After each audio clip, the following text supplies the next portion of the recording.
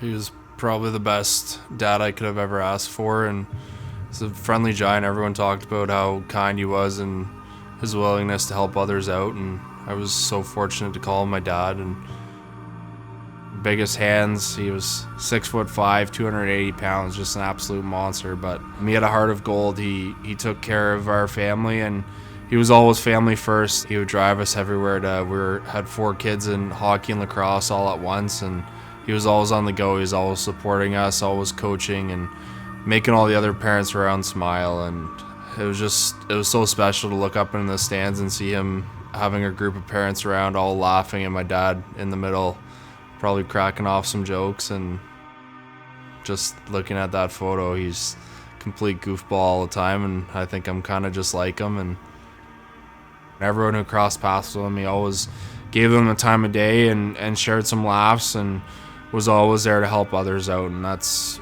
probably the best way to describe my dad, as a big friendly giant and one of the kindest people that someone would ever meet.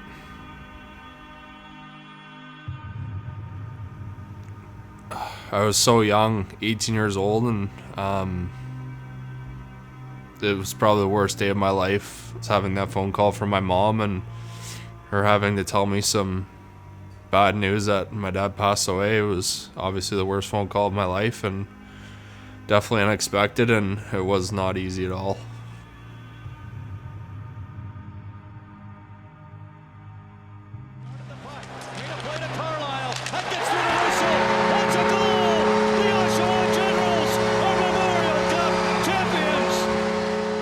I pushed all my grieving to the side, and it eventually caught up to me. And it's never easy when you realize that you love someone so much, and then you lose them and you don't get to experience certain whether it's goals or achievements in your life. You don't get to experience that with them. It sucks.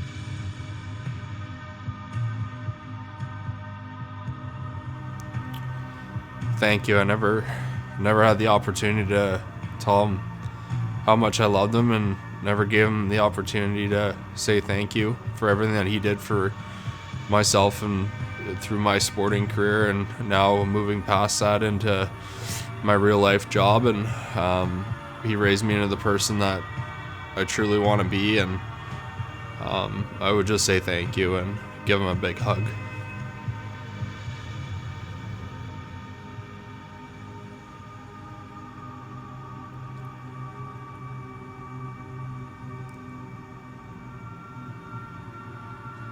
I'm sure he would say it right back, and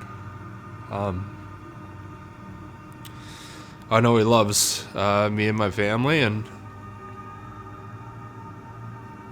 I know he's proud of all of us, and I know he loves us, so he'd be smiling and giving us his big hugs and telling us that he loves us back.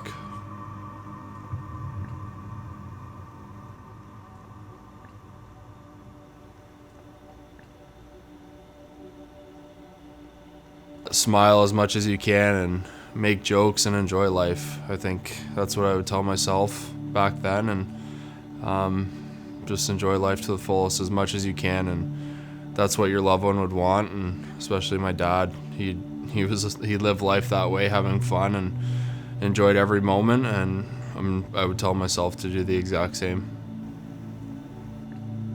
When he was a senior at Carleton, and they were having a team party after a win, and I guess they took the coach's brand new Cadillac out, and they ordered Chinese food, and they had a football team, so they needed a bunch of plum sauce, and they got a bucket size, like a Home Depot bucket size, and they put it in the back of the coach's car. And they were driving through campus at Carleton. They hit a speed bump, and they didn't think anything of it. And then when they got back to Carleton University, they opened up the trunk, and they realized it was a swimming pool of plum sauce in the trunk of the car. So it was a brand new Cadillac, and I think they just closed the trunk and left it. And all 4 of them who were in the car got called in the coach's office the next day. So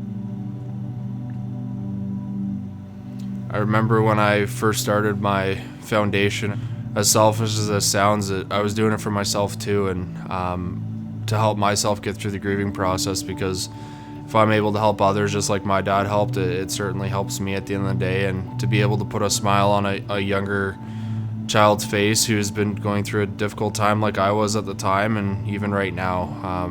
It's the best feeling in the world. It's rewarding to be able to give back and help others who have gone through the same situation that you have.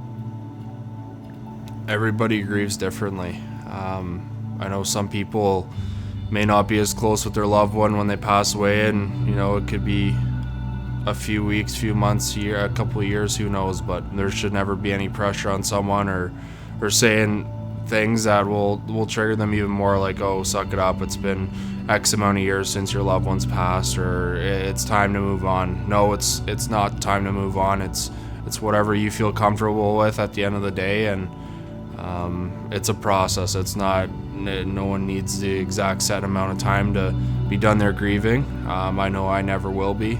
There's always these little triggers or something that do trigger me, and I'm aware of them now, but before I wasn't, and I just know that being supported by amazing people around me is the best thing that has ever happened to me.